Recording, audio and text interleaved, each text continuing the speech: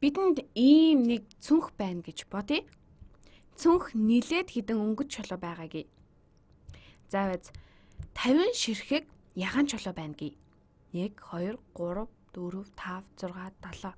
Бүгдийг нь зураад яг уу та нар ерөнхий санааг нь ойлгож байгаа хаа. Ингээд 50 ягаан чулуу байна. Бас 50 хөх чулуу байгаагүй.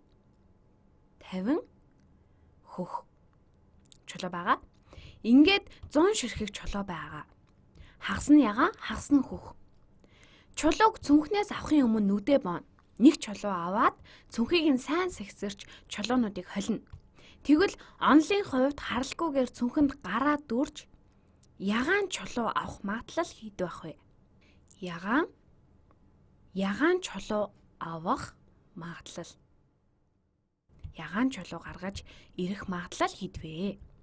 Онлын хувьд 100 ижилхэн боломж байгаа. Цүнхэнд 100 чулуу байгаа. Түүнээс 50 ягаан чулуу гарч ирнэ.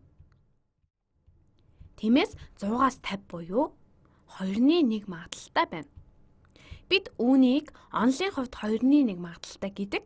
Бид сая 100 ижилхэн боломж байгаа гэвэл түүнээс 50 ягаан чулуу гарч ирнэ гэсэн тооцоо хийсэн. Одоо бүгдээрээ үүнийгээ туршиж үзлээ гэж бодъё. 50 ягаан, 50 хөх чулуутай цүнх аваад чулуу гаргаж ирлээ гэж бодъё. Нэг чулуу гаргаж ирээд ямар өнгө байгааг нь хараад буцааж хийгээд ахиж чулуу авна. Тиймээс бид гараа цүнхэнд хийгээд ямар нэг юмыг гаргаж ирнэ. Тэгээд өнгө нь ямар байгааг харна. Энэ үйлдэлээ бүгдээрээ туршиж үзье. За тэгвэл 10 удаа туршилт хийхэд 7 нь ягаан. 3 нь хөх чулуу гаргаж ирлээ гэж бодъё. Тэгвэл 10 туршилтанд талд нь ягаан чулуу гаргаагүй.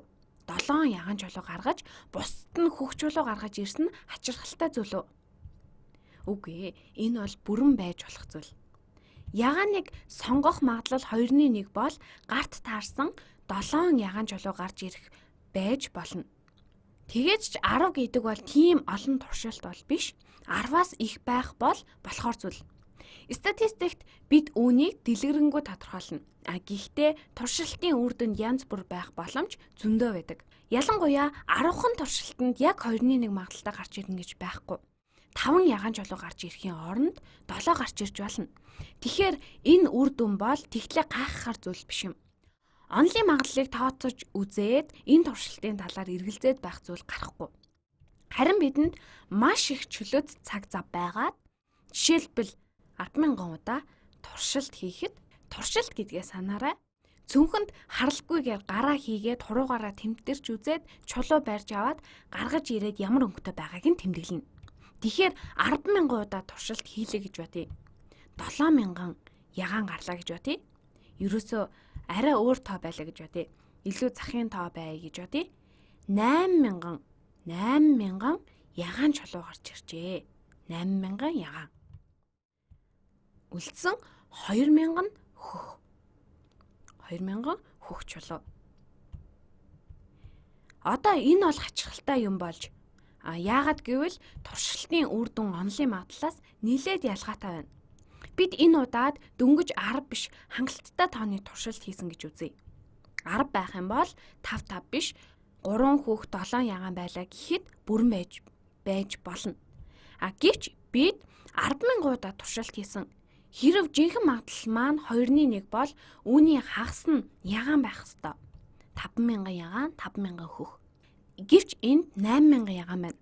Үнэн магадлал нь 2-1 байхад ийм олон туршилт хийхэд боломжгүй.